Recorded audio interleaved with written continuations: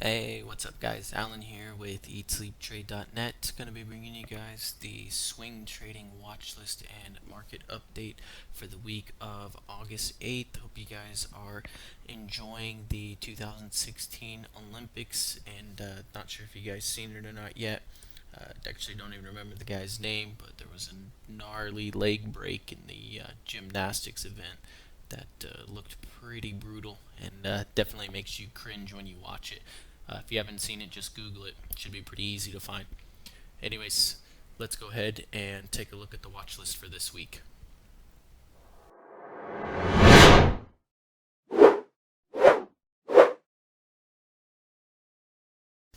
Alright guys, first up let's talk about the S&P 500. As you guys know, about midway through the week, we came down and tested that 20-day moving average support area around 2060 to 2050 that we were talking about, and you could see the buyers did step in and held that support area up. And by the time Friday came in into the close, the S&P 500 had closed up into new highs, which of course nobody anticipated. So that was awesome. I'd much rather have new highs happen on a Monday, so there can be a lot of follow-through momentum for whatever reason. When it happens on a Friday, just doesn't really seem to follow through as good into that following week. But nevertheless, we will be prepared to take advantage if we do get a nice, strong opening market on Monday to hopefully start some new swing positions. So let's take a look at some of the stocks that we're going to add to our swing trading watch list this week. First one I want to take a look at, ACCO.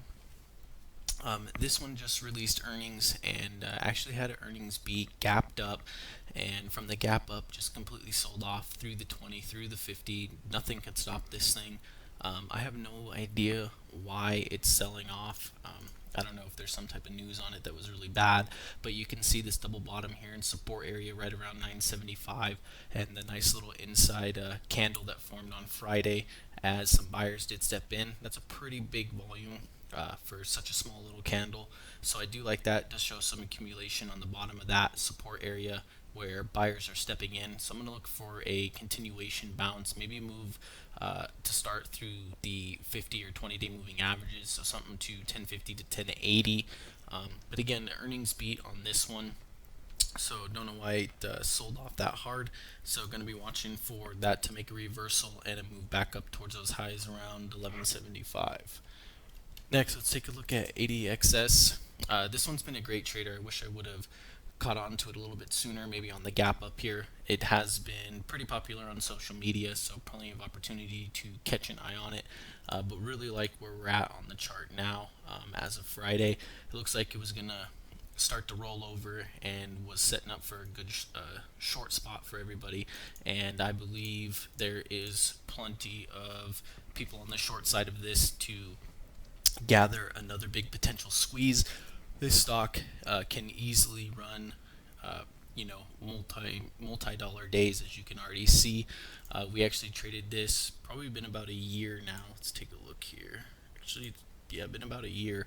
But we were trading through this nice trend, and the stock was constantly going parabolic and straight up, and the stock went from $3 all the way to 30. So that was just a huge run in that trend. It's based out here now for a few months. Had a good report, good news, something to a catalyst to get it going again, and you could see the big volume and the price moving up there. So really want to look at this 1450 resistance area, which is just our highs over the last few days. See if we get some continued momentum through there.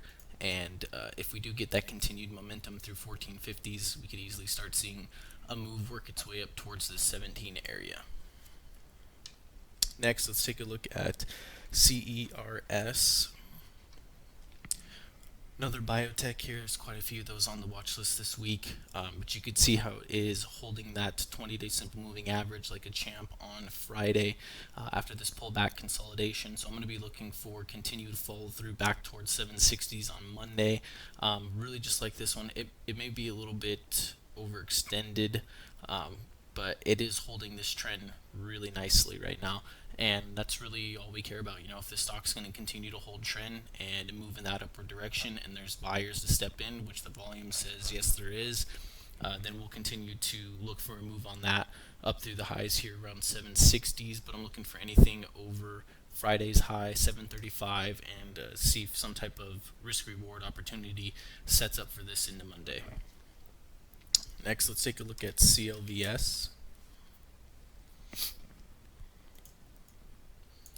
So this one's been basing for quite some time now. You can kind of see how it's just been up and down here. Had a little bit of a volume spike a little while ago on a gap up, and now has since put in some higher lows, and now getting up into the 1750 resistance area, prior highs right here, and big volume on Friday. So I'm just looking for a continuation move through that, and could possibly start testing these highs over here, which is around 21. Highs here around 21 again. So even though the chart and the candles look really small, this has got a lot of range on it, and you can get to $3 moves in just a couple of days. And let's take a look at PGNX.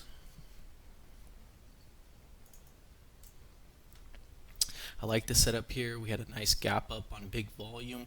It's since consolidated, filled that gap, found support at the 20-day as well as the gap fill, and then reversed back up towards the 650 area.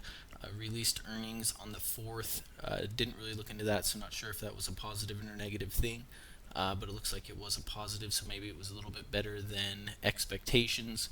But I'll be watching here for a move back up to 650 and hopefully get a breakout and a move up to 7.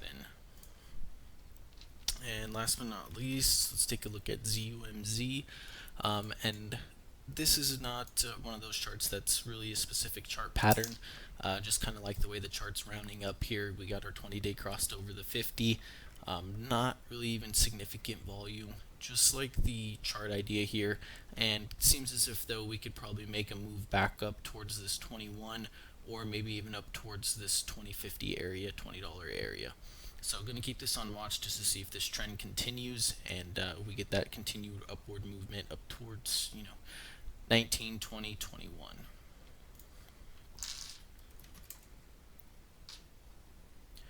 Alright guys, that's going to wrap it up for this week's watch list. If you guys have any questions or suggestions, please leave them in the comments below.